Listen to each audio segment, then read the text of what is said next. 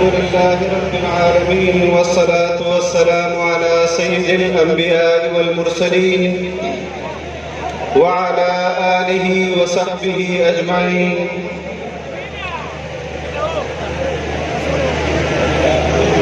أما بعد فأعوذ بالله من الشيطان الرجيم.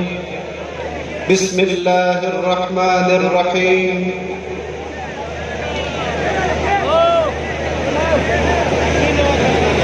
قائد جمعیت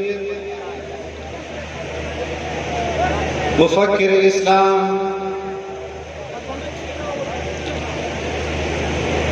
حضرت مولانا فضل الرحمن، قائدین جمعیت، قائدین متحدہ مجلس عمل پاکستان، اکابر علماء کرام، دین اسلام کے سرفروش مجاہدوں،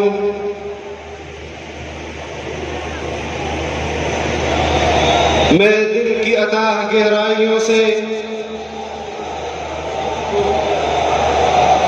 جمعیت علماء اسلام خیبر پختونخوا کو اور جمعیت علماء اسلام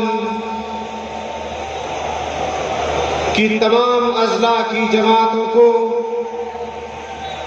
دل کی گہرائیوں سے خراج تحسین پیش کرتا ہوں. ماورنو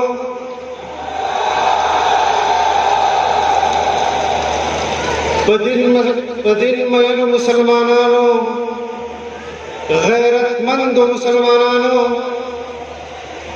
زخبل خبر اختصار سر کول غواړم. په دغه مجمع کې داسې خلک موجود دي چې کېدای شي په پښتو نه پوهېږي، خو داسې به سړی نه وي چې هغه په اردو نه پوهېږي. زه د ختم نبوت عنوان سره نن د دغه اجتماع په حوالې سره صرف دور مجلس کول غواړم چې موږ کومې اسمبلی ته نن تمه ده. آج جس اسمبلی کے لیے ہم امید کر بیٹھے ہیں کہ یہاں ہم اپنی خود مختاری کا، اپنی سلامتی کا دفاع کر سکیں گے. 2 سال کے اندر جو کرتب اور تماشے اس اسمبلیوں میں نے دیکھے ہیں، یہ لوگ جن کو اس وقت پاکستان کی قیادت دی گئی ہے، یہ کٹ پتلی لوگ ہیں، یہ بین الاقوامی آقاؤں کی ڈور اور تھاپ پر ناچنے والے کٹ پتلی ہیں. میں آپ سے اور آپ کی وساطت سے، اپنی قیادت سے مطالبہ کرتا ہوں اور گزارش کرتا ہوں کہ آج قومی اسمبلی کے اندر جس قسم کی قانون سازی ہو رہی ہے، اس قانون سازی کے پشت پر اگر اس کی وجوہ لکھی ہے تو اس وجوہ میں یہ بیان کیا گیا ہے کہ ہم بین الاقوامی اداروں کے دباؤ پر قانون سازی کر رہے ہیں. ہم نے اپنی خود مختاری اور سلامتی پر سودا کر لیا ہے. اگر اس قسم کی قومی اسمبلی اور سینٹ کی اسمبلیاں ہوں گی جہاں پر وزیر خارجہ کہے کہ بین الاقوامی سطح پر ہندوستان ہمارے خلاف سازشیں کر رہا ہے اور ہم پر دباؤ بنا رہا ہے، اگر ہم نے یہ قانون سازی نہیں کی تو ہم پر پابندیاں لگ جائیں گی. لیکن ہم نے اس وقت بھی قومی اسمبلی کے اندر اس دباؤ کو قبول نہیں کیا، ہم نے سینٹ کے اندر بھی اس دباؤ کو قبول نہیں کیا. ہم آج بھی اس دباؤ کو قبول کرنے سے انکار کرتے ہیں.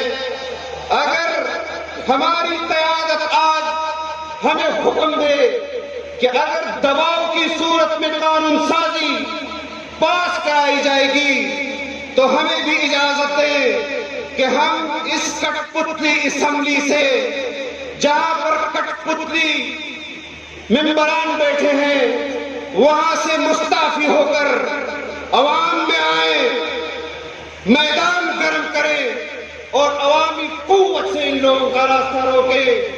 ہمیں ان کے ساتھ مزید نہیں بیٹھنا چاہیے۔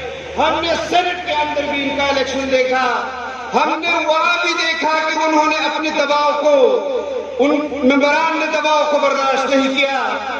تو جس طرح میرے بھائی راشد نے کہا کہ کب تک ہم اس جمہوریت کا بھرم رکھیں گے جس میں جھوٹ اور دھاندلی، جس میں دھوکہ اور فریب ہو۔ میری گزارش ہے کہ اگر آپ میری تائید کرتے ہیں تو آپ بھی ہاتھ کھڑا کر کے اپنی قیادت تک یہ پیغام پہنچائیں کہ اگر دباؤ ہے تو پھر دباؤ کا مقابلہ بھی ہم دباؤ کے ساتھ کر سکتے ہیں۔ ہم ختم نبوت کے قانون پر کسی قسم کا سمجھوتا قبول نہیں کریں گے۔ حضرت مفتی صاحب سے لے کر آج تک اگر ہمیں لوگ یہ تانا دیتی ہے کہ یہ موروثی جماعت ہے، تو میں فخر سے یہ بات کہتا ہوں کہ جن لوگوں نے ملکی خزانہ لوٹا، آج ان کے وارث بھی ملکی خزانہ لوٹ رہے ہیں، اور جس قیادت نے اس ملک کو اسلامی بنایا، اس ملک میں ختم نبوت کا قانون بنایا، آج اس کا وارث بھی قومی اسمبلی میں اسلام کی بات کرتا ہے، ختم نبوت کی بات کرتا ہے، شان صحابہ کی بات کرتا ہے۔ میں آپ تمام حضرات کا دل کی گہرائیوں سے شکریہ ادا کرتا ہوں، اپنی قیادت کا شکریہ ادا کرتا ہوں۔ اللہ تعالیٰ آپ کے اس آمد کو قبول فرمائے۔ وآخر دعوانا الحمدللہ رب العالمین۔